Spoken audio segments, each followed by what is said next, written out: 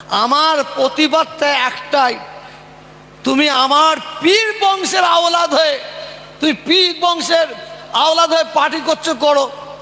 কেন দাদা হুজুর, পাঁচ হুজুর পার্টিকে পছন্দ করতেন না, গুলামতি পছন্দ করতেন না।